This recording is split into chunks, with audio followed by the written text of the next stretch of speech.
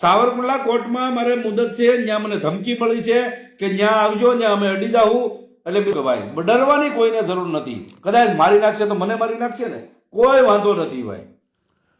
જય માતાજી મિત્રો, હાલમાં દીપક ચુડાસમાને ધમકી મળી હોય એવો વિડીયો સામે આવી રહ્યો છે અને સાવરકુંડલા કોર્ટની અંદર દીપક ચુડાસમાને મુદત છે ત્યાં જવાનું હોવાથી તેમને એવી ધમકી મળે છે કે તેમને ત્યાં જઈને તેને દેખાડી દેવામાં આવશે. તો તમારું શું કહેવું છે આ ઘટના વિશે કોમેન્ટમાં જરૂરથી જણાવજો.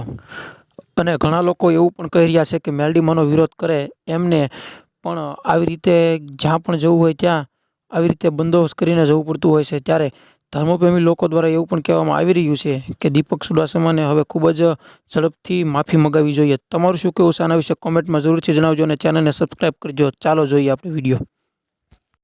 સાવરકુંડલા કોર્ટમાં મારે મુદત છે, ત્યાં મને ધમકી મળી છે કે ત્યાં આવજો, ત્યાં અમે અડી જાવું. એટલે મિત્રો ત્યાં આવવાની જરૂર છે. બધાય મારા દેવી પૂજક સમાજના જેટલા દેવી પૂજક હોય અને મારા દલિત સમાજ હોય, મને જે ચાહતા હોય, મારી જે મદદ કરવા માંગતા હોય, બધાને સાવરકુંડલા 24 તારીખે સવારમાં આવવાનું છે ભાઈ કોર્ટમાં. જેને આવજો ભાઈ, બધાને હું આહવાન કરું છું. બે હાથ જોડીને ત્રીજું મારું મસ્તક નમાવું છું. એટલે બધાને કહું છું કે ભાઈ ડરવાની કોઈને જરૂર નથી. કદાચ મારી નાખશે તો મને મારી નાખશે ને, કોઈ વાંધો નથી ભાઈ.